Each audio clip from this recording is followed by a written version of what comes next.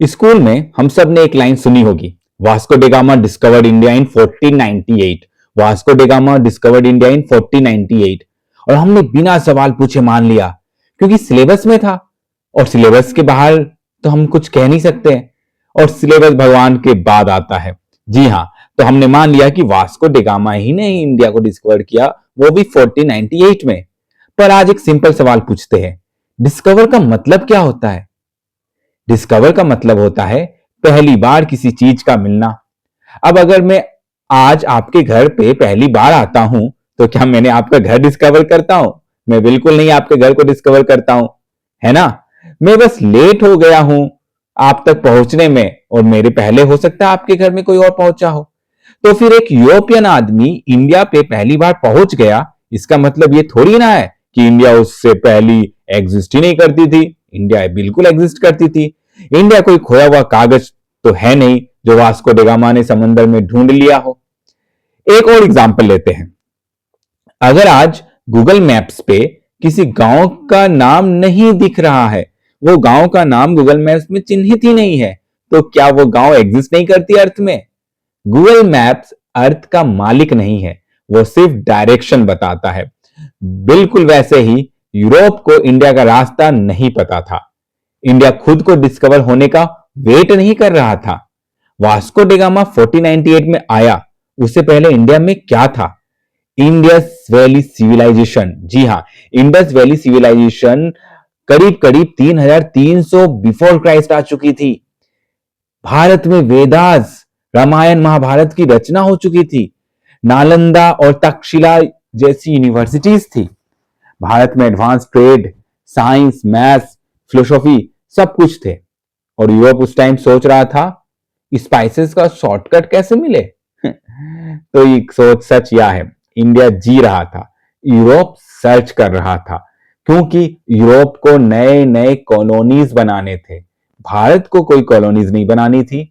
भारत अपने आप में जी रहा था। हाँ, भारत में आक्रमण हो रहे थे, भारत उससे लड़ रहा था, लेकिन भारत कोई खोया हुआ कागज का टुकड़ा बिल्कुल नहीं था। और एक बात, रोमन्स, अरब्स, पर्शियंस, चाइनीज सब इंडिया के साथ ट्रेड करते थे। Silk route, spice route, Indian masala दुनिया भर में फेमस थे। बस यूरोप को प्रॉब्लम यह थी, रोड नहीं पता था। तो जब किसी जगह का रास्ता नहीं जानते, इसका मतलब यह नहीं होता कि वो जगह एग्जिस्ट ही नहीं करती। तो फिर वास्को ड गामा ने एक्चुअली में क्या किया था? तो सच सुन लीजिए। यूरोप से इंडिया का सी रूट डिस्कवर किया था वास्को डी गामा ने। जी हाँ दोस्तों, यूरोप से इंडिया का सी रूट डिस्कवर किया था वास्को डी गामा ने। और ये भी एक अचीवमेंट थी, इसको डिनाई नहीं कर रहे हैं। पर हीरो बनाने के चक्कर में ट्रूथ थोड़ा ज्यादा नहीं एडिट हो गया। इंडिया तो वहीं था, बस यूरोप इंडिया में पहुंचने में थोड़ा लेट था। प्रॉब्लम यहां से शुरू होती है, जब हिस्ट्री कॉलोनियल पर्सपेक्टिव से लिखी जाती है। जो पहले से था उसे इग्नोर कर दो, जो बाद में आया उसे हीरो बना दो।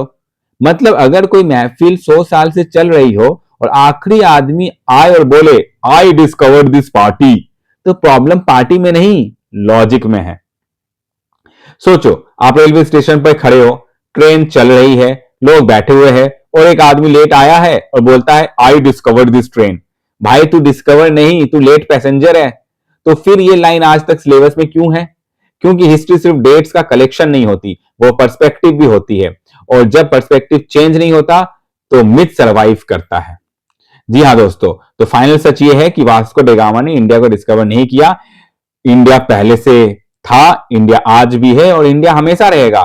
बहुत सारे वास्को डी गामा आएंगे जाएंगे, आमा जामा गामा होता रहेगा, लेकिन भारत कोई कागज का टुकड़ा नहीं है जिसे डिस्कवर किया जाए। और हाँ, अगली बार कोई बोले Vasco D gamma discovered India, तो बस उसे इतना कह देना कि भाई इंडिया डिस्कवर नहीं हुआ था, बस यूरोप वाले इंडिया में पहुंचने में थोड़ा लेट कर गए थे। तो आशा करते हैं कि ये वीडियो आप लोगों को पसंद आया होगा, और इसी तरह के कुछ हिस्ट्री के जो फैक्ट्स जो हमारे सामने गलत तरीके से रखे गए हैं, उसे आगे भी हम लोग तोड़ने की पूरी कोशिश करेंगे।